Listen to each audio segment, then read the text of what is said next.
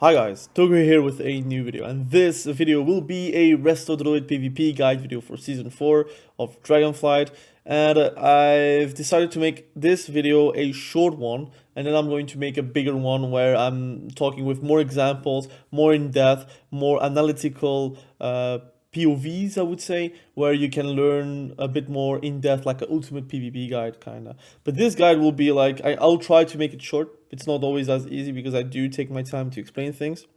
And I'm going to try to give you all the tools that you need right now to jump in PvP and to actually do good. And with the next video, you're going to have a video where it's more in-depth, where you're going to learn more on the field and more of a POV kind of commentary video. But and with examples. Now, let's talk right away and jump right away in stats. It's pretty simple. We love mastery. Mastery is such a big thing. I'm running like without PvP items. Like I'm running 7.3k mastery. I think it's around 8k or 8.2k in PvP.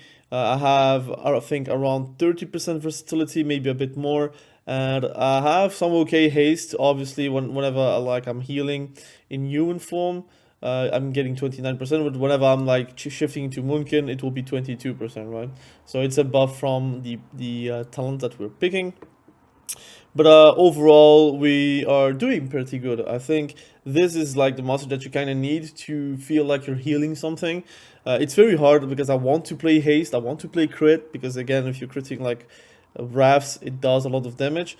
But the issue is your healing is really subpar without mastery. That's an issue that Blizzard has done with like balancing around mastery instead of around the spells. But it is what it is.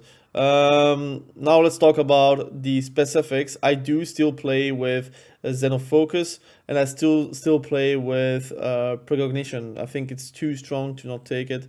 Often I can like juke a Cyclone with a Cyclone and get like precog, and then I have an easier time to Cyclone or easier time to pump even. But often you have time to do your stuff because they're not going for you. And in threes you could play with casters, so they don't really kick you anymore. So you can play like that. We do create, like, we have a lot of mastery, and we do run the PvE ring. I haven't done any Mythic Plus, so it's very, very rough to level it up. I still find it very useful to go for it because you do still get a chunk of mastery that you would not otherwise get it from other ways, and the same for haste. So that's also a great way to get some needed stats. Yeah, and we're running the alacrity because again we want haste. Overall, those are the items I'm running. If you want to pause, you can always pause, and that's it. Now the foresight is still a must for Resto Druid. They didn't change for season 3, so still for season 4. So basically we are still stuck with this foresight. So Grove Guardians are still very effective overall. Let's talk about the talent tree. I'm going to gloss over very, very quickly. So basically, there are a few points that you can change whenever you want to. I'm playing with Moonfire, actually dealing some okay damage with Protector of the Pack. It's not always as interesting because it's only like storing 5% of your effective healing. So if you're doing 800k, it does stack up, for example, with a regrowth, but your overall healing is not healing that much, like that fast. So it's not as effective, but sometimes you can land kills because of that. So I do like that, but you can also like put those 2 points elsewhere. So you can put those points into renewal, and you can put, for example, in a lower CD of Typhoon or a bigger radius. So that's also a choice that you can make. You can also put in Nature's Vigil into something else. You have multiple ways that you can do. Overall, I would just take these talents, and you can also go for Forest Walk. I actually kind of like Forest Walk. It gets buffed in how it's called, in War Within, and then it would be like even more useful, but right now it is not really the case. Overall, you could also go for this route, but it costs a lot of actual points to go through that, because you want the rejuve the duration to be 3 seconds, which is not always as easy. Protector of the Pack is quite good, so I'm still keeping that. In the restoration spec tree, it's kind of the same, although we do like the increases of Omen of Clarity chance to activate clear casting, because we are suffering mana wise. And clear casting also increases the heal from regrowth, and if you have a clear cast plus a NS plus the Swiftment Soul of the Forest proc, you can instantly heal someone from 1 to 0 to 100%, right? So it's actually a good thing to have if you are running Resto Druid as a offensive spec, but also as a defensive spec where you can actually play around your healing being reliable. It's always a difficult time whenever I'm playing Holy Paladin. It feels like I'm not healing at all. It's because Resto Druid has so much like great healing potential at all times, and that's really what I like currently. We're also playing still with Master Shapeshifter. You can change to liveliness, but I do like to go for Moonkin form and then like deal a lot of damage with Wrath, Starfire, and Star Surge, and also generating mana. But with this, you could also deal a bit more damage with Moonfire and do a bit of healing a bit more, a bit faster. But I don't find it like that impactful as well, so I prefer to keep it like this. And we did change a few things. Normally we would play like this, right? We would play with Scenarios Guidance, which is going to reduce the CD of Tree of Life, which is a useful thing and very strong actually. But I find myself Unbridled Swarm not very useful, and I find that Budding Leaves actually heals for crazy amounts with Live Bloom. And Live Bloom is such a great ability because if you refresh constantly and it blooms like all the time, through your healing and through different things, for example photosynthesis, it's really a good thing to have because it really heals up constantly. It feels like you never really run out of healing at like until a certain point where you don't have the mana to support it, of course. And then you still keep Adaptive Swarm, so it's always going to be a good thing. And also you have Reforestation, which eventually, since you're doing that many Swiftmans, you always get like Incarnation Tree of Life at the right time. At that point you do save the day. Sometimes I want to play with Improved Regrowth because it does heal for crazy amounts whenever you are critting, but it's very difficult to find a spot for that talent. There's nothing I can take away to tell myself like, look, this is really going to be worth it to take it away. Like if I take Cultivation away, it's Mastery that I'm losing, so the constantly healing is going to be reduced. If I'm taking Wild Synthesis away, that it's the Grove Guardians that are going to heal for a bit less. You have ways that you can maybe put Improved Regrowth, and which I kind of like, but it's really you're sacrificing something to get that, which is not always an easy feat to do. So those are the talents, Resto Druid talents. We have Focus Growth, which is again a must-have in my opinion because it reduces the mana cost for Live Bloom, which is already not that costly, but it's always nice to have that. Also, it's going to increase the healing from Live Bloom, and that's also a great thing to have. With Budding Leaves together, it does like still some good things in my mind. Reactive Resin is something I play versus Priests and versus Preservation Evokers or Devastation Evokers or Resto Shaman, but often or not, if you can handle it and you can actually like play a bit more aggressive, I find Call of the Elder Druid really good because again, if they're switching onto you, you go Bear form, you're unkillable.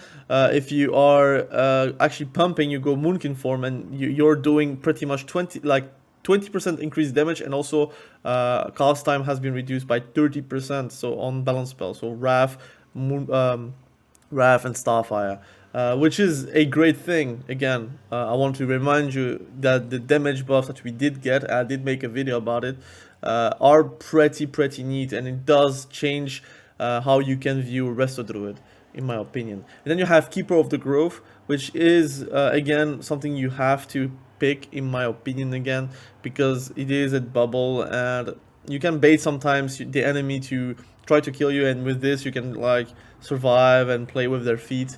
And I feel like if I'm not playing that, I'm trolling, and sometimes I do take it away and I regret it like instantly, and that's really not a fun thing. Yeah, so that there is that. Now those are the talents that I would run. There is also a Feather Affinity way that you can play, but that I might talk about it on the Ultimate PvP guide that I'm going to make very soon. Now I want to talk about comps really quickly. In 2v2, I prefer to play with a hunter. You can play also with a warlock. You could play with a rogue, so you can actually pump, because he has a lot of CC, so you could actually pump on the enemy target once the stun is going out. You can always play with a Retribution Paladin, although it's very difficult. I personally, I think if you can play with a hunter, you should be playing with a hunter, like especially a survival hunter or a BM hunter. If you could play with a demon hunter, why not? Actually, demon hunter is also fine. They have survivability. You cannot really pump too much damage because they can die pretty quickly, so you have to keep on healing. It's a bit the same as warrior, which I don't really like to play with. But if you're playing with a warlock or a hunter, it's actually a great combination. Although you do DR with a warlock, the thing is with a warlock, they are like 100% going to be focused, so you can have a lot of time with the CC, and also with the damage that you can do as a Resto Druid. So that also I like. And preferably you can play with a demonology warlock or affliction warlock, even with a destruction warlock, but it's not really better these days. And that's it. In 3v3, I prefer to play like LSD, for example. I think it's a very fun comp. You can play with a combination of a melee and a caster, for example, DH BM Hunter or a Warrior BM Hunter.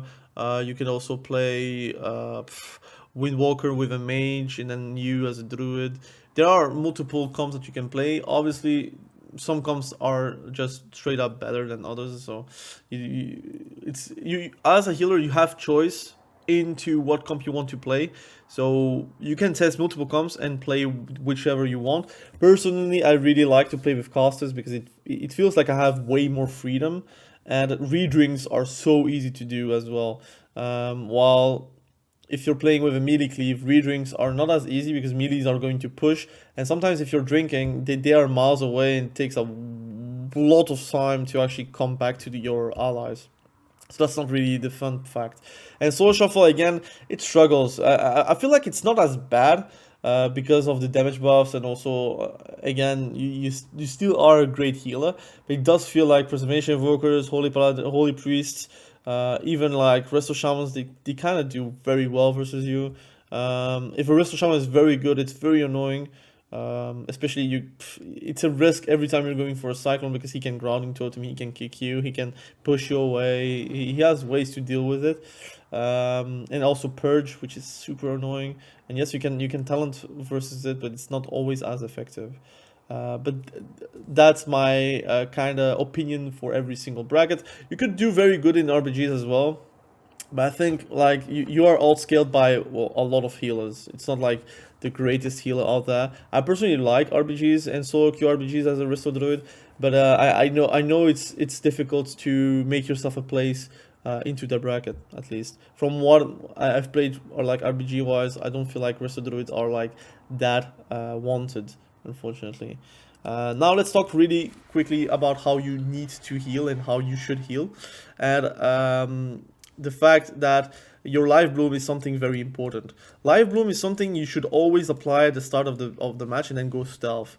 If you can't do that, if you cannot do that, then you should, like, again, if you're coming out of stealth, you need to apply life bloom.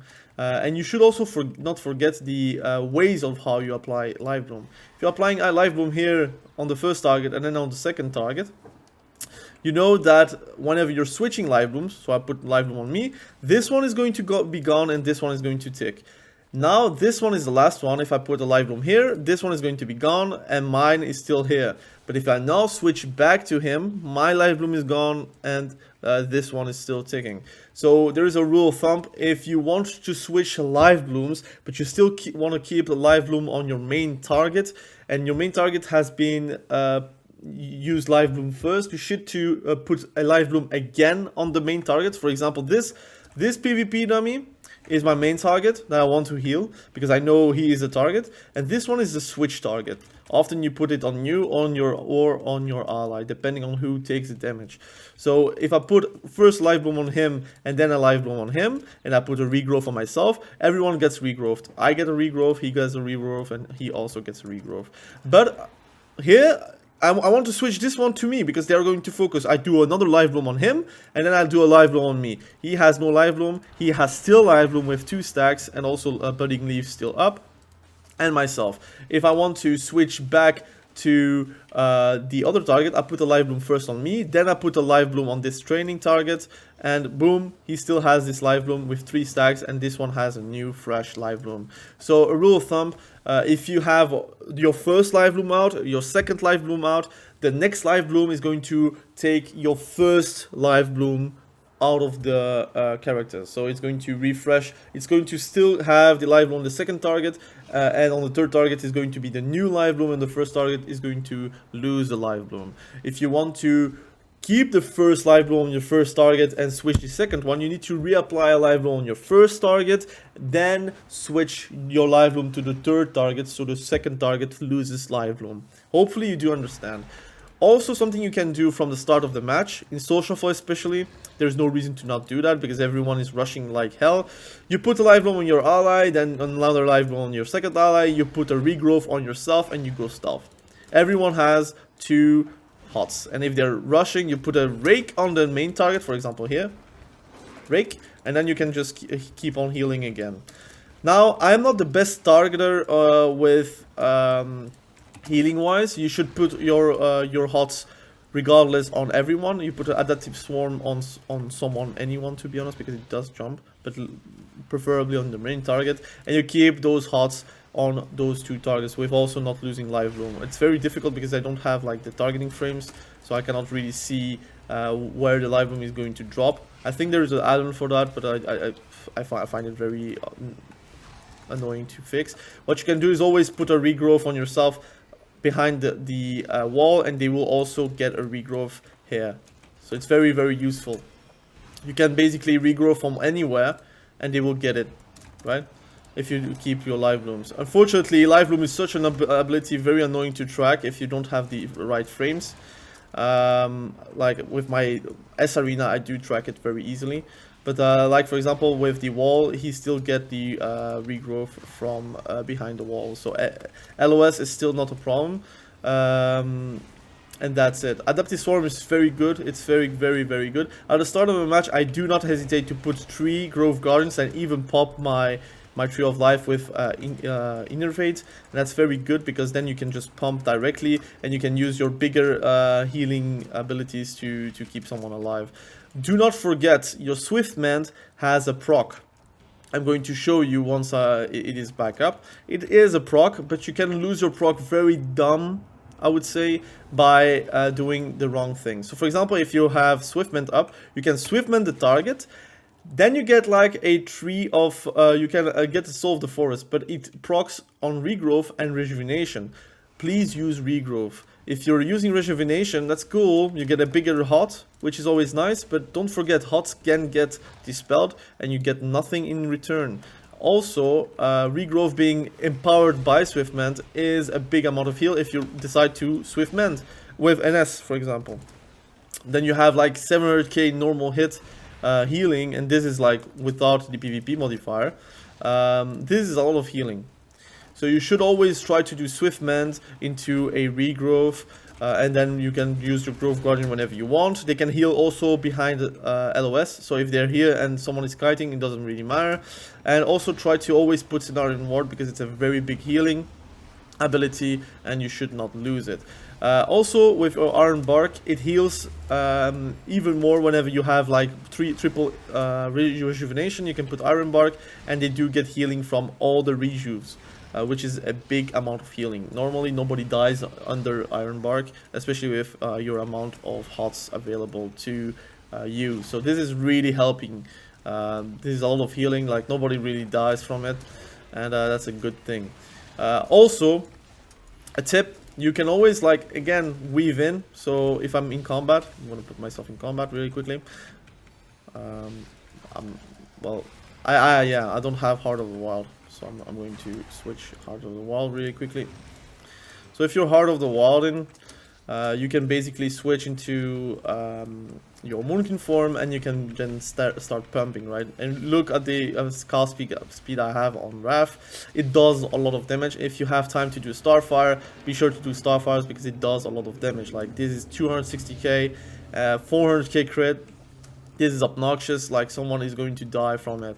If you have difficulties to Starfire or Wrath while healing, there are a few macros here and there that you could do. So, for example, let's talk about burst healing. So if you want to burst healing, you can always put a life blow on you, a life blow on this target. Then you can start with a regrowth into an adaptive swarm, into a Cenarian ward, into triple growth guardians, into a swift mend, into an NS with a regrowth, and does a lot of healing. This is like really a lot of healing. Like, I did a normal hit 1 million healing. If it critted, it would be even more. Now in a PvP situation, you would be pretty much like over healing anyways, but also you have dampening, so you're never going to normal hit 1 million, but it can happen that you're going to heal for that much.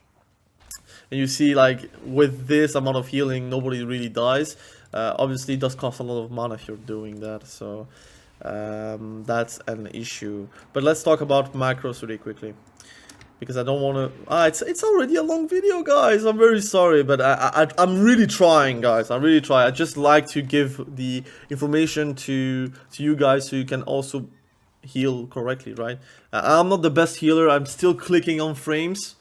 I'm very sorry. I know there is a way where you can just scroll and get someone targeted, but I don't like to use scroll for targeting, because I use scroll for my camera. It always has been like this.